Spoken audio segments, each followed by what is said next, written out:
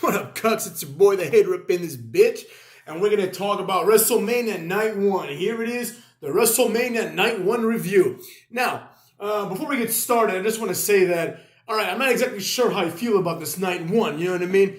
There was some good, there was some bad, and there was some, I don't know, you know? But let's get to it. Let's talk about every match, and we'll go from there. The show opens up, big crowd. First match, kind of a surprise, you know, after Miz and Snoop Dogg come out and do a little introduction as the hosts. We start off with Austin Theory versus the champ himself, motherfucks, versus Big Match John, right? Now, this match I thought was atrocious. I didn't like it at all. First of all, let's talk about the thing that we were all thinking about, right? Which was John Cena's gigantic bald spot. All right, what the hell was that all about? Cut your hair or get hair plugs. You're John Cena. You're basically Superman. I don't want to see you age, all right? Number one. Two, the match was very short. Now, I understand not every match is going to be 30 minutes long, right? But nevertheless, this match should have been one of the longer ones, right? It just really felt phoned in by Cena, as well as Theory, but who cares about Theory in this context, right? We're here to talk about John Cena, you know what I'm saying? And it just felt phoned in, right? John Cena came, he did a couple of moves. Eventually, Theory cheated and hit the A-Town down and pinned him. You know what I mean? Like, let's not forget who we're dealing with here. This is John Cena, all right? John Cena should never be able to be taken down in like 10 minutes by a finisher of a mid-carder. You know what I mean? This is John Cena, right? Undertaker, when he was in his height, like when the streak was in its height, like it would take like 3 F5s to bring down Undertaker. And for John Cena, it takes 1 A-Town down. I mean, come on. They just felt phoned in. It just felt like a throwaway match, right? Like, this match could have easily just been like Austin Theory versus Jack Swagger, and it would have had the same impact, you know? So this match, I have to give it a 0 out of 10, motherfuckers. 0 out of 10. Then we had the WrestleMania Men's Showcase Fatal 4-Way Tag Team match. And I will say, for the short match that this was, it was pretty good. I did enjoy it, you know? There was a lot of cool things here, but by far the coolest thing was there was a spot where Chad Gable did the rolling German suplex on Braun Strowman, and it looked amazing, right? It didn't look fake. Like Chad Gable, obviously Braun Strowman puts resistance down. Nobody's picking this motherfucker up. But Chad Gable was holding him up in the German suplex position, and then did it and bridged him, right? Compare this with, for example, Daniel Bryan suplexing like John Cena or Big Show, right? Or not Big Show, that would never happen. But suplexing John Cena or suplexing Randy Orton. Remember how shitty the German suplexes that Daniel Bryan did that John Cena used to look, right? Because Daniel Bryan isn't strong. It's really that simple, right? There is a difference. Like, even though he looks big when compared to Chad Gable is like 5 times stronger, right? Size is not always commensurate to strength. You see what I'm saying? Chad Gable is a real athlete. Therefore, when he does a German suplex to someone like Braun Strowman, it looks legit. But Daniel Bryan cannot even bridge John Cena, right? He doesn't have the strength to both suplex him and do a bridge, right? So there's levels to this. And in my opinion, Chad Gable deserves a push just for this, right? He's automatically more believable than someone like Daniel Bryan, right? People are talking about how Montez Ford needs a push. No, he fucking doesn't. Chad Gable needs a push. He actually is legit. You know what I'm saying? I'm not saying he's like, you know, the next Randy Orton or anything, but he deserves a solid mid-card run, in my opinion, right?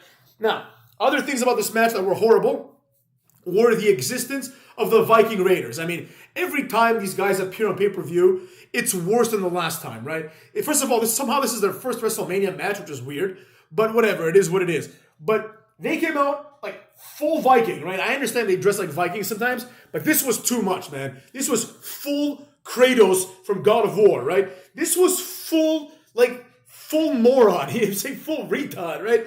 Like, they went too far. And Valhalla, same thing with her. I mean, there comes a point where it's just laughable at this point, right? You look at them and you just like laugh. Like, how do these people look at themselves in the mirror and not laugh? Like, this is stupid, man. This is like one of the dumbest things ever. I read on Eric's Wikipedia that when he married Sarah Logan, who is now Valhalla, right? They had a Viking-themed wedding. And one of my good friends recently went to a Viking-themed wedding. And I asked him if it was stupid. And he didn't want to say it was, but I got the impression that it was.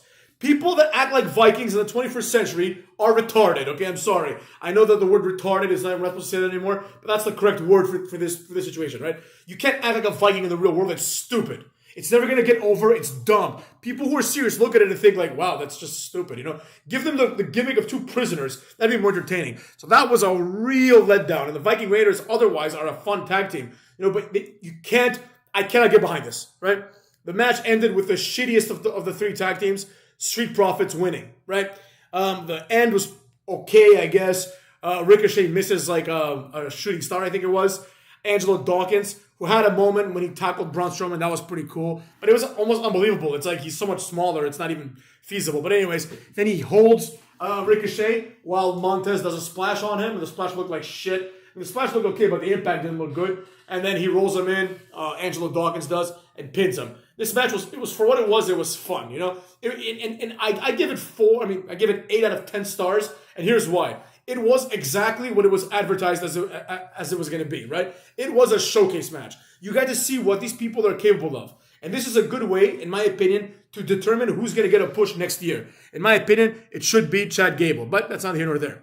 Then we had Seth Rollins versus Logan Paul. First of all, Seth Rollins comes out and they have some conductor doing like conducting so the audience can sing the song, right? This didn't really go over as well as they wanted to, I don't think. So they had like fake noise to kind of just like guide the fans, right? This was stupid, okay? Seth Rollins came out with the worst ring gear I've ever seen in my fucking life, all right? He was wearing this goofy thing that Lady Gaga would wear. It was this weird red drag. I don't only describe it as a red dress gown type thing, right? Then he takes it off and he's wearing pink bondage gear and pink pants, right?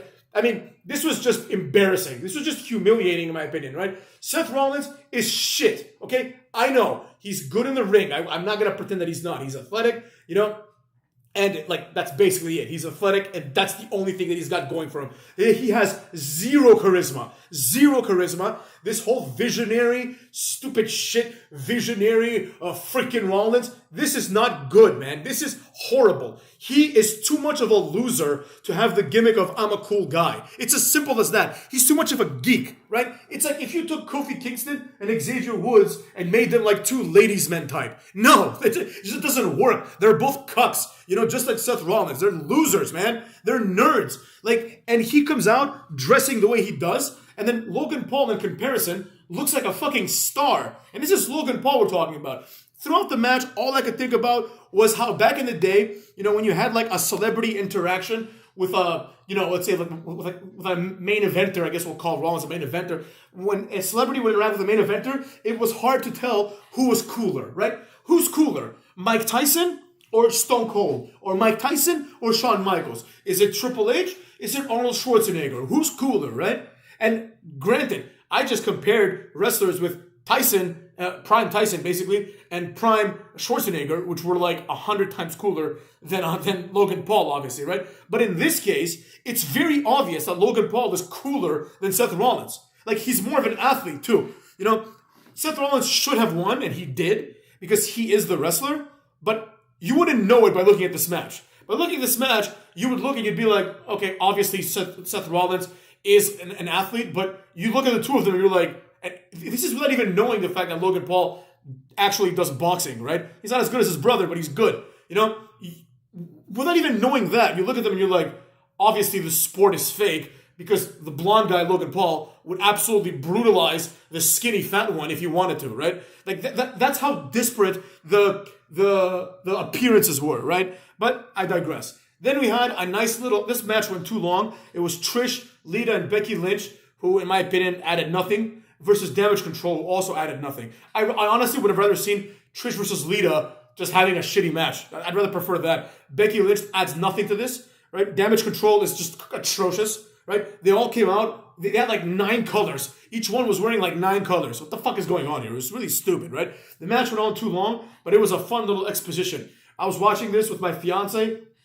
She was about to fall asleep, but she watched this match. And I was like, how is it that these two women, she didn't know anything about Trish and Lita, and I was like, how is it that these women, Trish and Lita, right, are so much better looking still than like everyone else in this match? You know what I'm saying? Especially Trish. Lita, like, she was obviously the lesser of the two in this match. Trish Stratus clearly still works out and is athletic. Lita, she was a little sloppy, right? But nevertheless, she still did the moonsault. She did her moves. She even has a new move.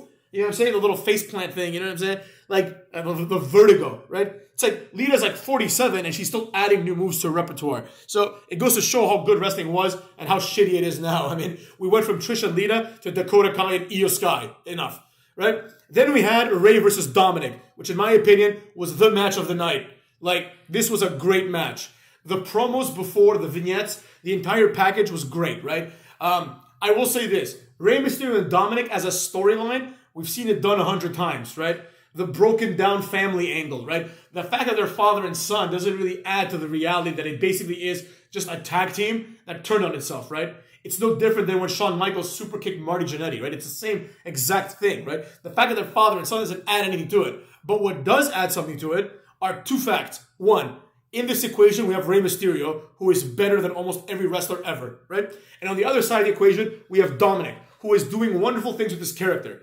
That's what makes this interesting. And the whole family, like, you know, the wife and daughter were there too. But Dominik is doing an incredible job. The match ended in a very interesting way as well. I knew, obviously, as soon as it showed Bad Bunny, that he would have some sort of role in this match. I thought that he would stand up to Damian Priest since they were a tag team for like 15 minutes back in the day. But his role was even better than that, you know? Once the Latino World Order, which is cool, came out to neutralize Judgment Day, right? Eventually, Bad Bunny just stepped in to take away the chain from Dominik, which allowed Rey Mysterio to hit the 619 and Frog Splash for the win. This was just perfect. Rey Mysterio came out with Eddie Guerrero's music in the beginning. Dominik Mysterio's entrance was funny. He came out in like a Department of Corrections truck wearing a Rey Mysterio mask to, like, you know, basically what was the Rey Mysterio song. It was just really, really well done. This whole angle has been great in hindsight, right? It's only, and also the best part was that Rey Mysterio won. I was afraid that Dominik would win and that this might be the end of Rey Mysterio. It doesn't look like it, thank God.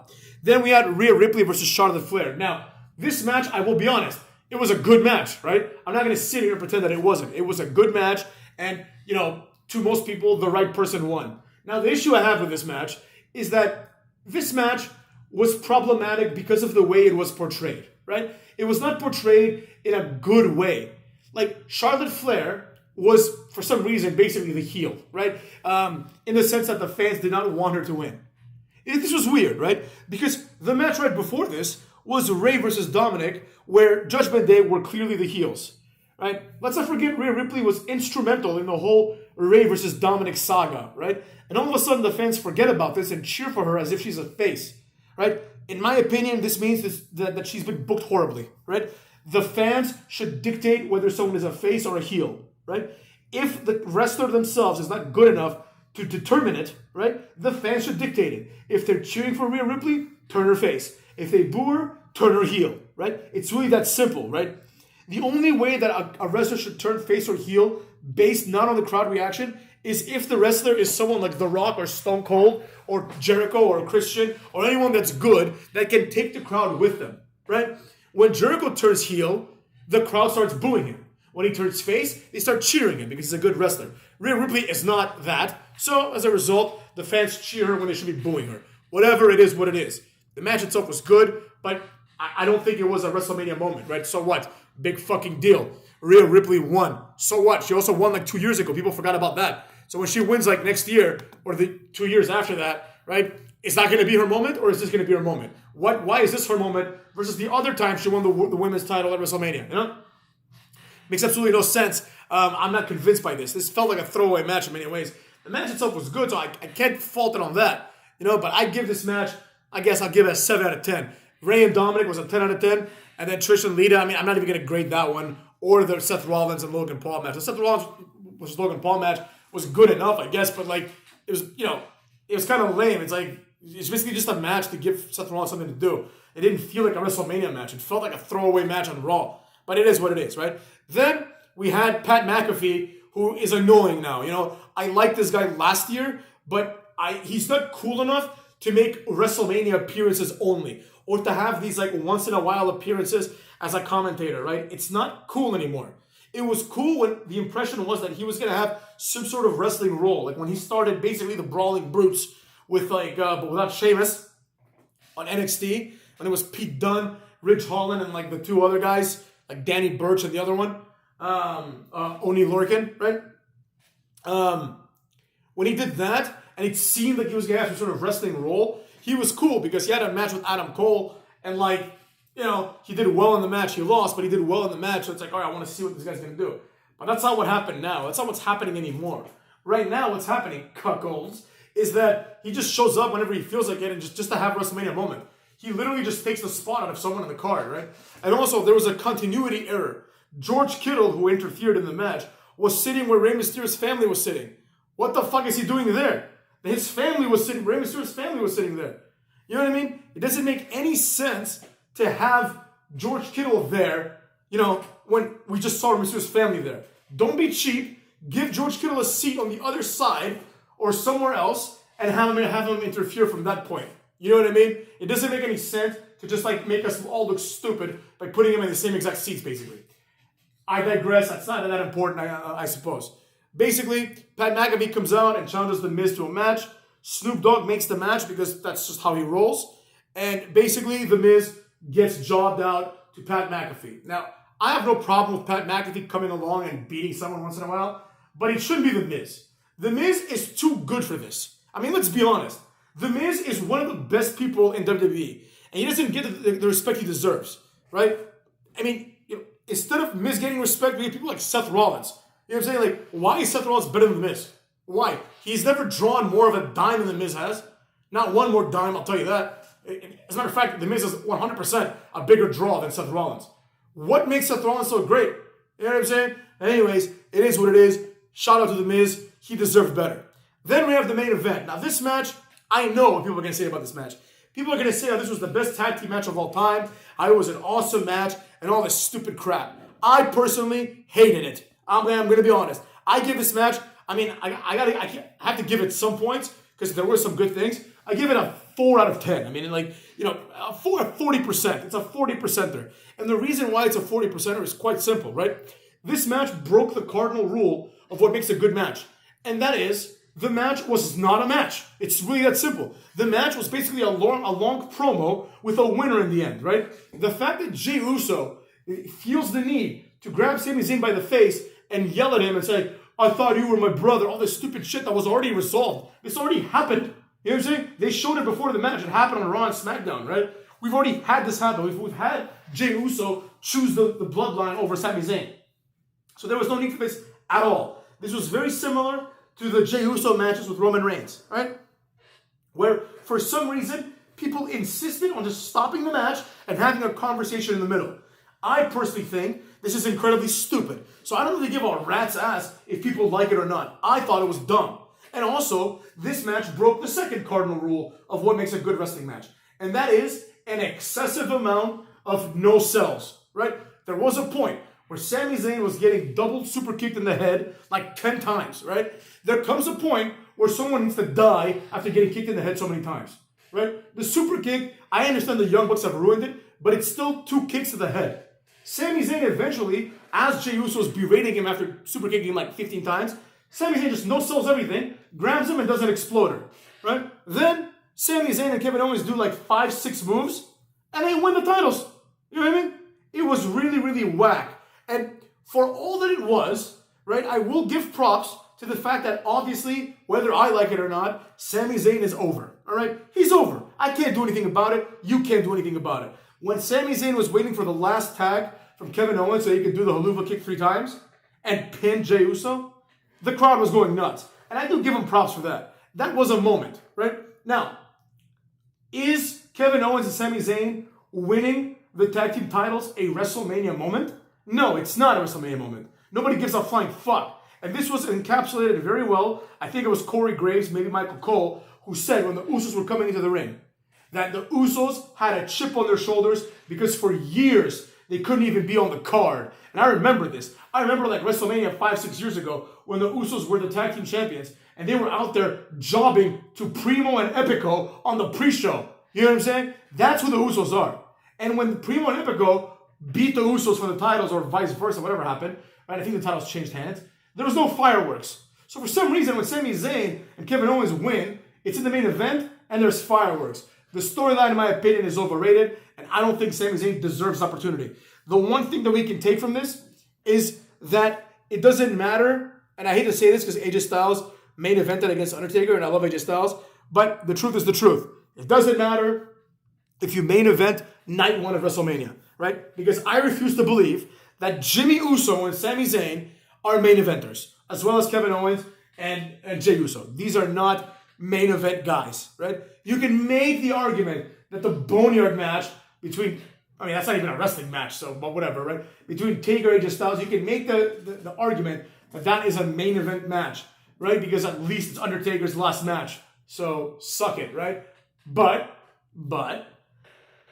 if it's night one, it's not the main event, cuckolds. It's as simple as that. You cannot trick me, and I will not be fooled. You know what I'm saying? So, insofar as this match goes, it was a 4. Now, I will say, the good things of this WrestleMania, in my opinion, Ray versus Dominik, that's a 5-star classic, if you ask me. Rhea Ripley and Charlotte Flair was okay. And then, the men's showcase fatal 4-way match was also pretty good. It's kind of ironic because the matches that I thought I didn't want to see at all, except for Ray and Dominik, I was always curious about that. These are the ones that ended up entertaining me the most, right? And the matches that I thought I wanted to see, like Seth Rollins and Logan Paul, just for some reason, it just didn't stick with me. You know what I'm saying? I just didn't like it. It was good. It was what I would expect, but I just didn't like it for some reason. You know what I mean? It's like, you remember a few WrestleManias ago, we had Seth Rollins versus Kevin Owens? Exactly. Nobody remembers. Nobody gives a flying fuck because it was such a throwaway match, right? This is how that one felt. It's honestly kind of how Seth Rollins has been feeling to me for the last 4 to 5 years. You know, like a few years ago, he wrestled Cesaro in a meaningless match. If this was a meaningless match, last year, surely he was in a meaningless match. All this guy does is have meaningless matches now. Like, he really is a gatekeeper. At some point, Michael Cole or Corey Graves were like, Seth Rollins likes to think of himself as a gatekeeper. And that's when I knew that's his role. He really is the gatekeeper that I said he was in my last video. You know what I'm saying? Thank you for solidifying that, Cole. But anyways, good for Sammy and Kevin. But even the celebration was short-lived. Michael Cole immediately pivoted to the more important thing, which is Roman Reigns tomorrow, right? He basically said, he's like, well, what does this mean for the bloodline? Well, Roman Reigns also lose, right? Nobody really give a fuck is what I'm saying about Kevin Owens and Sami Zayn winning the tag team titles, you know? I think the real question is, are the Usos going to win the titles back immediately? Or who else is going to become the tag team champions? Because Sami Zayn and Kevin Owens, I mean, I guess keep them as a tag team better than them being single stars, but whatever, it is what it is, right? But by the new standards of WrestleMania has 2 main events, Kevin Owens has now main evented 2 WrestleManias in a row. Think about that for a second, couple. Think about that. How many WrestleManias has Randy Orton main evented? Like 2, right? I think. You know, how many times has he closed the show? Twice. Same thing, motherfuckers. Same thing as Kevin Owens. You know what I'm saying? Same thing with Taker. How many WrestleManias has he closed? Like 3 or 4 maybe? You know what I mean? How many has Kevin Owens done? 2. So get the fuck out of here with that bullshit. So anyways, motherfuckers, that's it. I'll see you guys tomorrow for night 2 up in this motherfucker.